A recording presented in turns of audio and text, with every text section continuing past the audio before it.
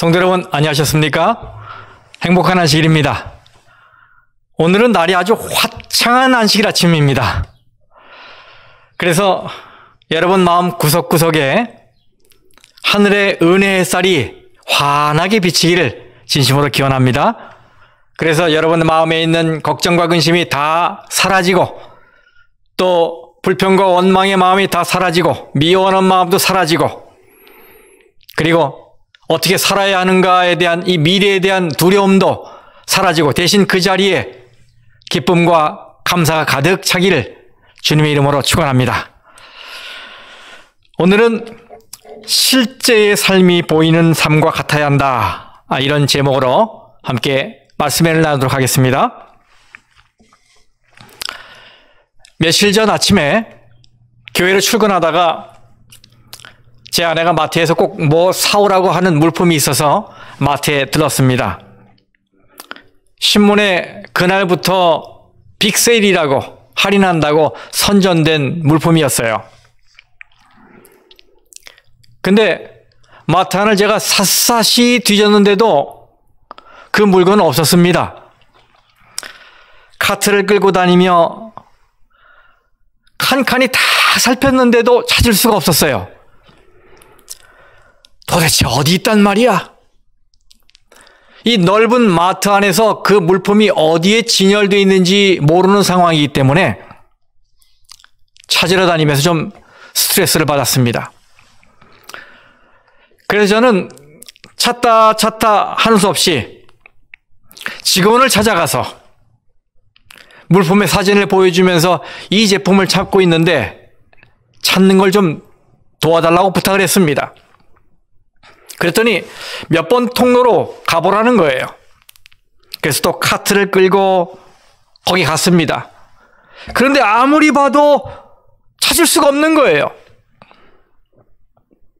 비슷한 것들은 있었지만 제가 사려고 하는 물품은 없었어요.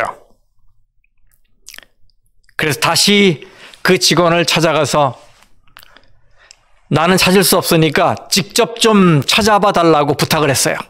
그랬더니 자기를 따라오라고 하더라고요. 그래서 따라갔습니다. 그런데 그 직원도 그 자리에서 찾다가 보니까 없어요. 그러니까 매니저에게 물어보겠다면서 저에게 잠깐 기다리라는 것입니다. 잠시 후에 매니저가 저에게 왔어요. 그럼 하는 말이, 그 제품이 벌써 sold out, 매진되었기 때문에 없다는 거예요. 그래서 제가, 아니 오늘 아침 신문에 오늘부터 빅세일이라고 해서 이렇게 마트 문 열자마자 들어왔는데 벌써 매진이라니요? 그랬더니 매니저가 하는 말이, 오늘 아침 신문에 났나요? 그럼 그 제품이 아직 이 본사에서 도착하지 않은 겁니다. 아마도 내일쯤 도착할 겁니다. 내일 오세요. 이러는 거예요. 그래서 저는, 여보세요, 만일 소비자가 광고를 보고 이 물건을 사려고 먼 곳에서 달려왔는데 그런 무책임한 말을 듣는다면 얼마나 실망이 되겠습니까? 그랬더니, 미안합니다만 아직 배달이 안 된 거니 우리로서는 어쩔 수 없습니다. 내일 오세요. 그러면서 가버리더라고요. 저는 이것이 고객을 끌어들이는 미끼가 아니었나 생각을 하니까 완전 짜증이 났었어요. 하지만 어쩔 도리가 없기 때문에 그냥 나왔습니다. 광고와 현실이 다른 걸 좋아할 사람은 아무도 없습니다. 이 둘은 일치해야 합니다. 하지만 이 원칙을 우리 자신에게 적용하면 얘기가 조금 달라집니다. 사람들은 다른 사람들에게 자신의 가장 좋은 모습만을 보여주길 원합니다. 요즘도 많은 사람이 SNS를 통해서 자신의 일상을 공개하고 있지요. 예를 들어 유튜브나 페이스북이나 인스타그램, 트위터, 틱톡, 핀터레스트 뭐 이런 것들을 보면 사람들이 어쩜 그렇게 다양한 사람들을 만나고 그렇게 다양한 장소에 찾아가고 다양한 맛집에 가서 맛있는 것을 먹고 인생을 그렇게 즐겁게 화려하게 실속 있게 사는지 보면 볼수록 부럽다는 생각이 들어요. 그래서 SNS 속 다른 사람들의 모습을 보고 있으면 마치 이 세상에 나만 빼고 전부 행복한 것 같고 나만 빼고 전부 인생을 즐기며 누리며 사는 것 같다는 생각이 듭니다. 그런 생각을 하면 상대적으로 우울한 느낌도 들고 때로는 안달이 나기도 해요. 그래서 그런지 작년 3월 시사저널의 보도를 보니까 미국 피츠버그 대학교 연구팀이 19세에서 32세에 해당하는 성인 1787명을 대상으로 소셜미디어 이용과 우울증의 관계를 조사했어요. 그런데 소셜미디어를 많이 사용하는 사람들이 덜 사용하는 사람들보다 우울증에 걸릴 위험이 최소 1.7배에서 2.7배까지 높았다고 합니다. SNS를 하루에 2시간 이상 사용하는 사람이 30분가량 사용하는 사람보다 사회적으로 고립돼 있고 외로움을 느낄 확률이 2배나 더 높았다는 것입니다. 여러분, 얼마나 아이러니한 결과입니까? SNS를 이용하는 목적이 뭡니까? 외롭기 때문에 친구나 지인들과 교제를 나누고 더 넓은 세상과 연결되기 위해서 아니겠습니까? 그런데 어떻게 그렇지 않은 사람보다 더 외로움을 느끼고 더 우울감을 느끼게 되는 것입니까? 그건 소셜미디어 속 이 타인의 편집된 모습에 속고 있기 때문이에요. 우리가 보고 있는 건 그들이 인위적으로 엮어놓은 일상입니다. 걸러진 모습들이란 말이지요. 그것을 나의 이 소박한 삶과 비교한다는 건 애초에 앞뒤가 맞지 않는 일입니다. 우리는 화려하고 밝은 모습이 넘쳐나는 온라인상에 드러난 모습이 오프라인의 실제 모습이 아닌 걸 알고 속지 말아야 해요. 예수님이 산에서 팔복 이야기를 하셨죠. 참 역설적인 복을 소개하셨습니다. 이 설교에서 예수님이 강조하신 것은 내면입니다. 이 속사람, 외적으로 드러난 부분보다 내면이 중요하다는 것을 가르친 것이지요. 그것이 우리의 진짜 모습이기 때문입니다. 예수님께서 이렇게 말씀하셨습니다. 마태복음 5장 8절. 마음이 청결한 자는 복이 있나니 그들이 하나님을 볼 것이며. 마음이 청결한 자. 이 말씀은 우리가 삶의 껍데기를 위장하려는 모든 노력을 그만두고 진짜 모습에 집중하며 이 내면을 단장하면 진짜 복을 누릴 수 있다는 말씀이에요. 그럼 여러분, 청결한 마음은 어떤 마음일까요? 예수님이 청결이라는 단어를 말씀하셨을 때 청중의 귀가 쫑긋했을 것입니다. 왜냐하면 당시의 종교의 핵심은 정결 혹은 청결이었기 때문이에요. 퓨어리티. 이것이 그들이 추구하는 가치였기 때문입니다. 청결하다는 건 더러운 곳에 오염되지 않고 깨끗하다는 뜻이지요.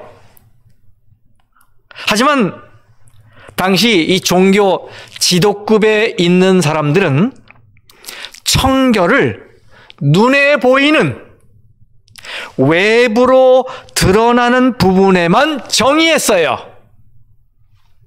그래서 그들에게 청결은 율법이 규정하는 수많은 규칙을 엄수하는 걸 의미했어요. 예를 들어 그들은 모세가 하나님께 받은 율법대로 특정한 어떤 음식들을 먹지 않아야 했습니다. 불결한 음식을 먹으면 사람 자체가 불결해졌기 때문이에요. 그리고 이방인을 불결한 사람으로 규정하고 그들과 한 상에서 밥을 먹어도 불결해지는 것으로 믿었어요. 하지만 예수님은 어떻게 하셨어요? 틈만 나면 이방인들과 함께 식사하셨지요. 바리새인은 자신이 청결하다는 것을 증명해 보이기 위해 부단히 애를 썼습니다. 동시에 남들도 청결하게 만들기 위해서 눈에 불을 켰습니다. 그런데 예수님은 그들의 청결 개념을 완전히 뒤엎으셨어요. 여기 마태복음 23장 말씀을 보겠습니다. 화 있을진저 외식하는 서기관들과 바리새인들이여, 잔과 대접의 겉은 깨끗이 하되 그 안에는 탐욕과 방탕으로 가득하게 하는도다. 눈먼 바리새인이여, 너는 먼저 안을 깨끗이 하라. 그리하면 겉도 깨끗하리라. 화 있을진저 외식하는 서기관들과 바리새인들이여, 회칠한 무덤 같으니 겉으로는 아름답게 보이나 그 안에는 죽은 사람의 뼈와 모든 더러운 것이 가득하도다. 예수님은 그들이 속은 더러우면서도 겉만 깨끗하게 하는데 급급하다고 지적하셨어요. 그러면서 그들을 뭐에 비유하십니까? 회칠한 무덤에 비유하셨어요. 여러분, 회칠한 무덤을 상상해 보세요. 속에는 시체가 썩고 있습니다. 그런데 그렇지 않은 것처럼 겉을 번들하게 치장한 것이 아닙니까? 예수님은 청결의 개념을 새롭게 조명하시면서 거칠게 하지 말라고 말씀하시는 겁니다. 마태복음 6장에서도 예수님은 또 이 문제를 다루셔요. 마태복음 6장 1절. 사람에게 보이려고 그들 앞에서 너희 의를 행하지 않도록 주의하라. 그렇지 아니하면 하늘에 계신 너희 아버지께 상을 받지 못하느니라. 사람에게 보이려고 그들 앞에서 의를 행하지 않도록 주의해라.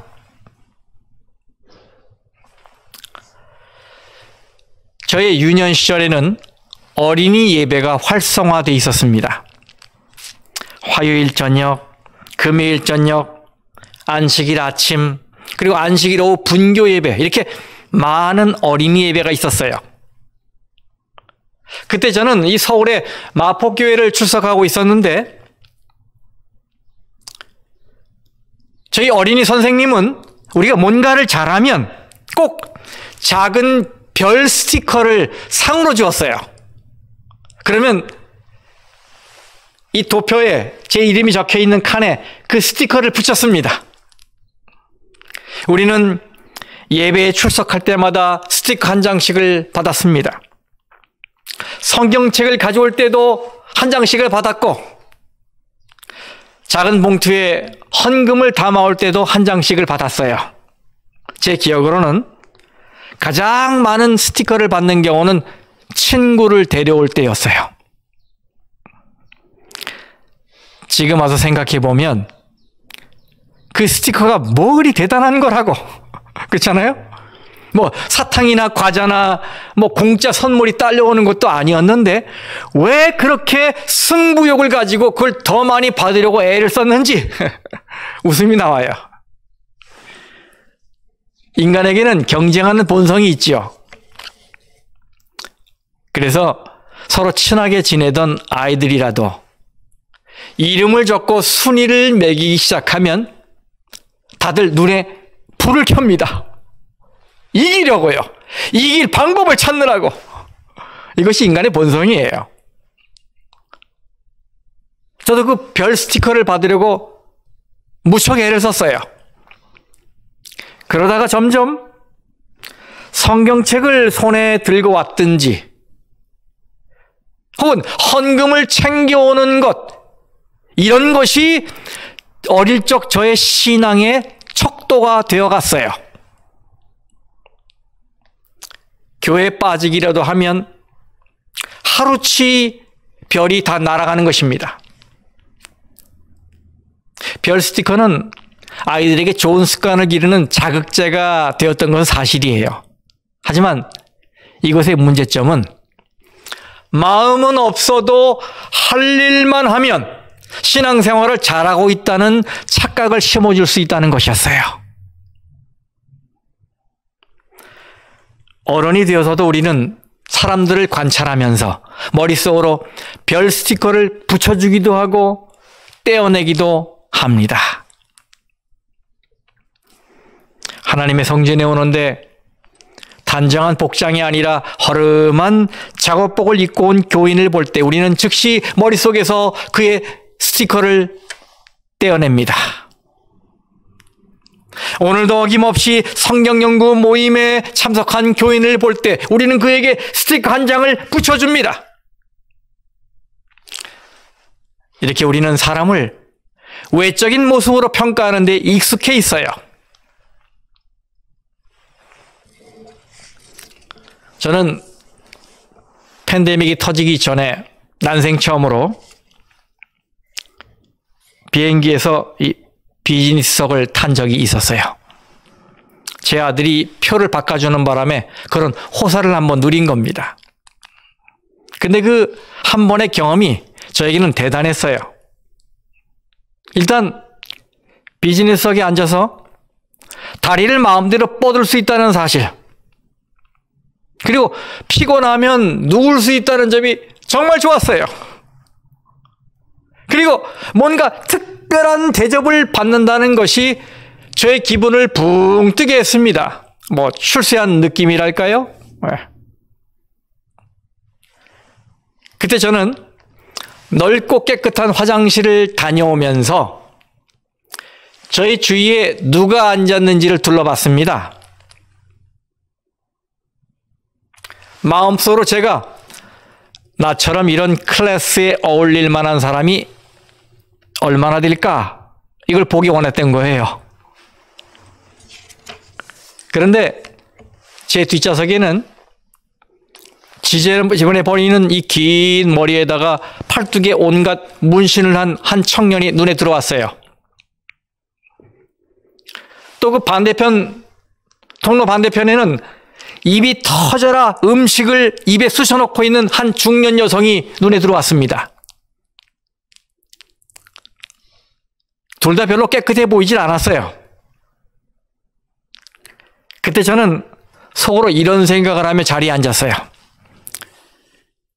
저런 사람들이 비즈니스석에 앉아 있다니. 여러분, 겉모습에 신경을 쓰면 저처럼 잘못 판단하는 실수를 저지르게 돼요. 겉모습도 물론 중요하지요. 하지만 그것에 집착할 때 우리는 예수님에게서 책망을 듣게 됩니다. 마태복음 23장을 읽어보면 화 있을진저라는 표현이 7번이나 나옵니다. 화 있을진저. 왜 이런 책망을 하셨는가 하면 그들이 지나치게 외적인 것에 집착했기 때문입니다.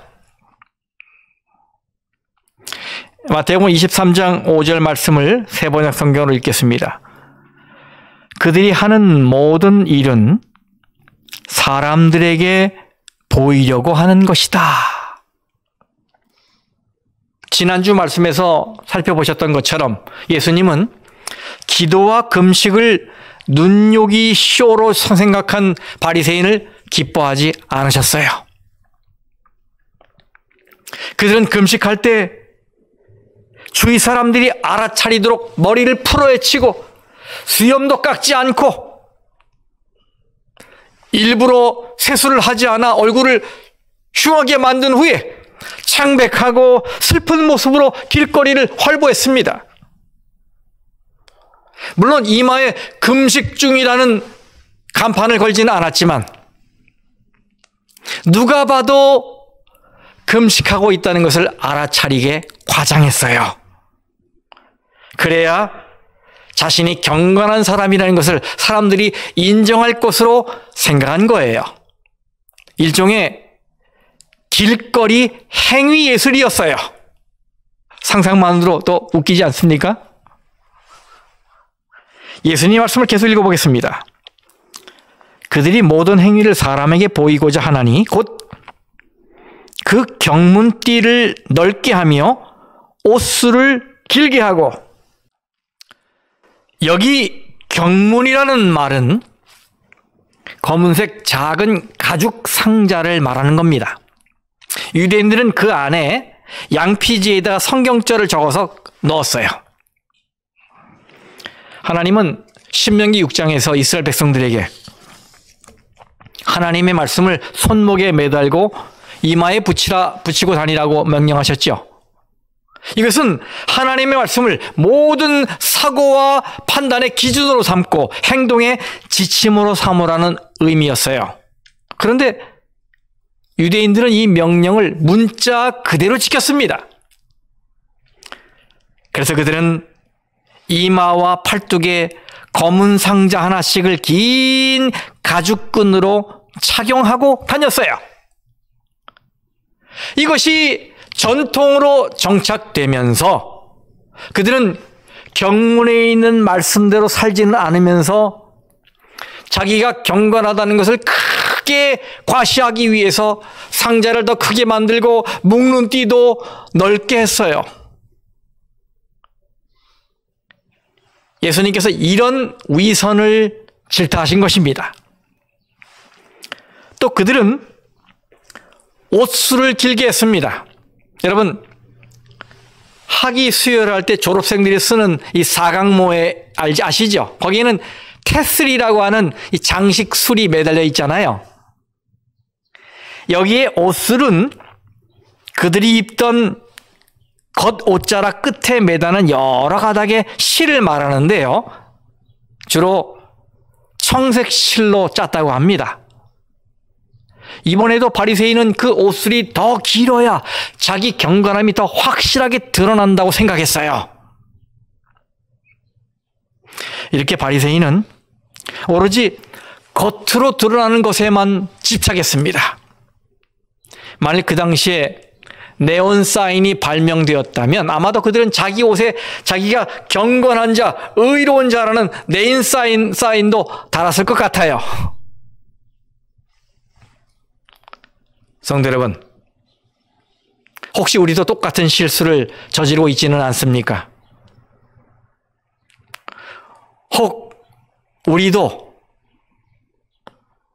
남에게 보이기 위해 신앙쇼를 하고 있지는 않습니까?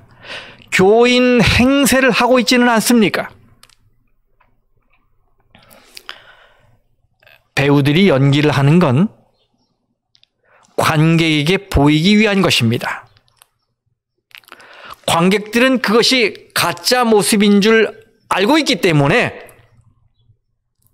배우들이 철저히 자신을 감추고 속일지라도 그걸 보며 손뼉을 쳐줍니다.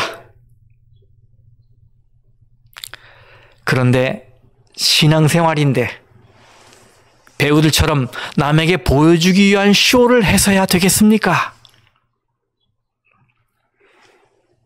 안타깝게도 이런 쇼는 신앙생활의 필수 요소인 기도나 헌금이나 봉사나 구제 등을 하면서 가장 많이 나타납니다.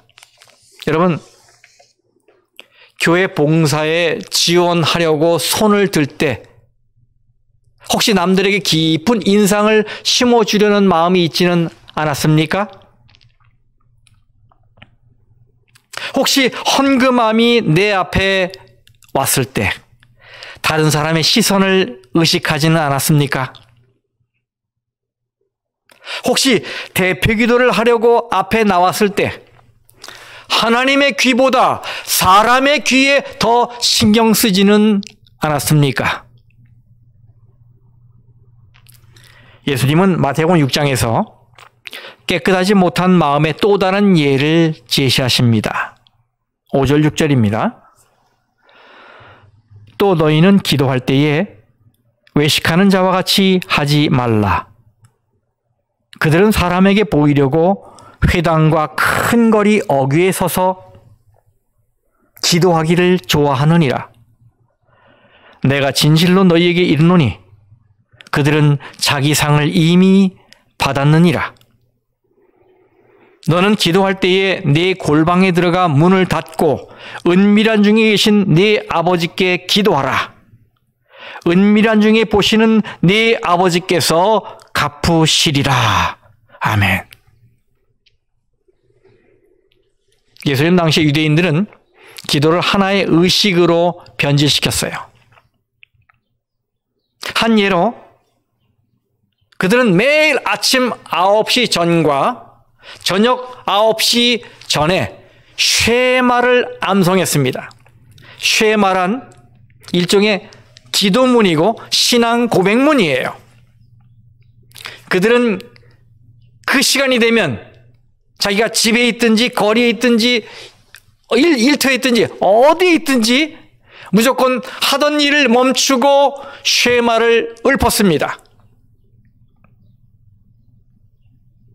그렇게 하다 보니까 시간이 지나면서 사람들은 다른 생각을 하는 중에도 입에서는 쉐마가 읊어지는 것입니다. 입버릇처럼 중얼중얼 외웠습니다. 아무 의미 없이 암송하기만 하면 되는 것입니다. 무슨 의미인지 아시죠? 그들은 또 쉐몬의 에스레라고 하는 18개로 이루어진 기도문을 암송했습니다. 이것은 하루에 3번, 아침, 점심, 저녁에 암송해야 하는 것이었어요. 제가 한 예를 보여드릴게요. 이것이 여러분 보시는 것이 이 기도문을 번역한 건데요. 3개만 예를 들어 보여드리는 것입니다. 이런 기도문이 18개가 있는데요. 그것을 하루 3번 암송하는 것입니다. 또 유대인들은 행사마다 특별한 기도문을 가지고 있었어요. 식전 기도문, 월삭을 위한 기도문, 좋은 소식을 들었을 때 드리는 기도문, 성에 들어갈 때 혹은 나올 때 드리는 기도문, 이렇게 기도문의 종류가 많았습니다. 여러분, 모든 상황에 맞는 기도문이 미리 작성되어 있다는 것 대단하지 않습니까? 또 참 친절한 시스템이지요. 얼마나 편리합니까? 무슨 기도를 해야 할지 고민할 필요가 없어요. 그죠? 입만 준비하면 되는 것입니다. 그런데 기도에 대한 예수님의 생각은 완전히 달랐습니다. 예수님은 사랑하는 사람과 대화하듯 그 상황에서 느낀 것을 있는 그대로 하나님께 이야기하라고 말씀하십니다. 어떤 분은 기도할 때 이 표정과 목소리가 완전히 변해요. 아마 하나님도 깜짝 놀라실 것 같아요. 전혀 다른 사람이 되니 말입니다. 여러분, 하나님께서 우리가 기도할 때 어떤 공식적인 톤과 언어를 요구하십니까? 그렇지 않죠. 그냥 편하게 말하면 되는 거예요. 멋지게 말하려고 애쓸 필요가 없어요. 가까운 친구에게 말하듯 있는 그대로 편하게 말하면 되는 것입니다. 내 기도가 공식에 맞는 것인지, 어떻게 들릴지, 이런 걸 걱정하지 말고 그냥 솔직하게 말하기만 하면 되는 것입니다. 가끔 미사여구가 많은 대표 기도를 듣게 돼요. 여러분, 그런 기도 소리를 들을 때 여러분은 무슨 생각을 하십니까? 이야, 정말 멋진데? 나도 언제 한번 저 표현을 써먹어봐야겠다. 혹 이런 생각으로 기도를 수집하지는 않으시는지요? 마치 어떤 특별한 표현이 영적 수준을 표현해 준다고 믿지는 않으십니까? 하지만 여러분, 그건 하나님의 언어가 아닙니다. 하나님은 우리에게서 날 것 그대로의 이야기를 듣기를 원하세요. 우리가 외적으로 포장하는 모습은 우리의 진짜 모습이 아니기 때문입니다. 저는 여러분이 하나님께서 이렇게 말씀하시는 음성을 듣기를 바랍니다. 사랑하는 자녀들아, 있는 모습 그대로 오거라. 제발 근사한 표현을 쓰려고 기도를 치장하지 말거라. 기도를 포장하려고 하지 말거라. 그냥 편하게 얘기해라. 나는 너의 진짜 모습을 보고 싶구나. 그런데도 왠지 사람들은 이 가면을 쓰는 버릇이 몸에 배어 있어서 좀처럼 그 껍질을 벗지 못합니다. 여러분, 만일 우리가 우리의 배우자에게 포장된 모습만 보인다면 어떻게 되겠습니까? 만일 아내는 남편 앞에서 언제나 신부 화장을 하고 있고 예쁜 드레스를 입어야 한다고 생각해 보세요. 남편은 언제나 말쑥하고 단정하고 든든한 모습만 보여야 한다고 생각해 보십시오. 두 사람이 마치 처음 소개팅에 나가서 말을 건 사람처럼 말 실수하면 어떡할까 하고 조심조심 이야기한다면 그 결혼 생활이 과연 행복할까요? 늘 FM, 바른 모습만을 보여야 한다면 얼마나 피곤하겠습니까? 우리가 결혼 생활에서 원하는 것은 절대적인 편안함과 친밀함이 아니겠습니까? 그래서 부부는 민낯을 드러내고 흉터를 숨기지 않고 마음속에 있는 것은 뭐든 다 털어놓을 수 있는 사이여야 합니다. 그런데 왜 하나님께는 그렇게 다가가지를 못하는 것입니까? 왜 하나님 앞에서 자신의 본 모습을 감추는 것입니까?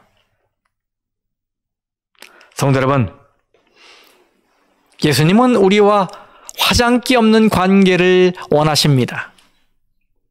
주님은 우리가 불순물이 섞이지 않은 순수한 마음과 그 마음이 그대로 투영된 삶으로 다가오기를 바라십니다. 그렇게 실제의 삶이 보이는 삶과 같아지기를 바라십니다. 예수님은 마음이 청결해진 자가 누리는 복을 이렇게 말씀하셨어요. 마음이 청결한 자는 복이 있나니 그들이 하나님을 볼 것이며 그들이 하나님을 볼 것이며. 얼마 전에 저희 딸 집 마당에 우리 가족이 텐트를 치고 하룻밤 야영을 한 적이 있습니다. 저녁이 돼서 날씨가 좀 쌀쌀해지니까 혹시 밤사이에 너무 추워서 입이 돌아가지 않을까 걱정했어요. 하지만 이내 걱정이 사라졌습니다. 왜냐하면 제 아내가 전기장판을 챙겨왔던 거예요. 그래서 전기장판을 뜨뜻하게 데우고 그 위에 두꺼운 이불을 얹고 그 밑에 그 사이에 침낭에 들어가지 잠을 잤어요. 그리고는 한밤중에 화장실 가기 위해 이제 허물을 벗고 나왔는데 밤 하늘을 보자 감탄사가 절로 나왔어요. 겨울밤 하늘을 수놓은 수많은 별이 눈에 들어왔어요. 얼마나 선명하게 반짝이던지. 여러분, 이 별은 겨울에 더 또렷하게 보이지요? 날씨가 춥고 건조할수록 이 대기가 투명해지기 때문입니다. 그런데 왜 똑같은 맑은 날밤 대도시 하늘에서는 별 보기가 어려울까요? 답은 뻔하지요. 바로 이 도시의 대기권이 청결하지 않기 때문입니다. 또 빛과 오염 때문에 그 빛나는 별이 보이지 않는 거예요. 예수님은 마음이 청결한 자는 복이 있다. 그들이 하나님을 볼 거라고 말씀하셨습니다. 하나님을 보려면 영혼의 창문을 깨끗하게 해야 합니다. 제가 밤하늘의 별을 본 것과 같은 이치입니다. 우리의 마음이 세속에 오염되지 않을 때, 이 마음속 죄라는 불순물이 회개를 통해 사함을 받게 될 때 우리는 진정 하나님을 볼 수 있는 것입니다. 하나님을 보게 되면 하나님이 나를 어떤 표정으로, 어떤 마음으로 지켜보시는지를 알게 될 거예요. 하나님을 보게 되면 하나님이 나를 위해 어떤 일을 하고 계시는지 알게 될 거예요. 이것을 일찍 경험했던 시편 기자는 이렇게 고백했습니다. 시편 16장 8절 말씀입니다. 내가 여호와를 항상 내 앞에 모시며 그가 나의 오른쪽에 계심으로 내가 흔들리지 아니하리로다. 아멘. 그렇습니다, 성도 여러분. 하나님을 보는 자는 흔들리지 않습니다. 하나님을 보는 자는 미래를 두려워하지 않습니다. 하나님을 보는 자는 조급해하지 않습니다. 하나님을 보는 자는 불평하거나 원망하지 않습니다. 하나님을 보는 자는 낙심하거나 좌절하지 않습니다. 하나님을 보는 자는 세상을 바로 보게 되고 인생을 바로 보게 되고 영혼들을 바로 보게 됩니다. 여러분, 이보다 더 큰 복이 또 있을까요?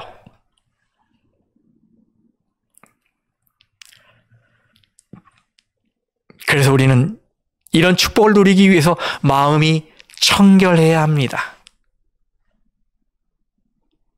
위선을 버리고 남에게 보여주기식 신앙을 떨쳐내야 해요.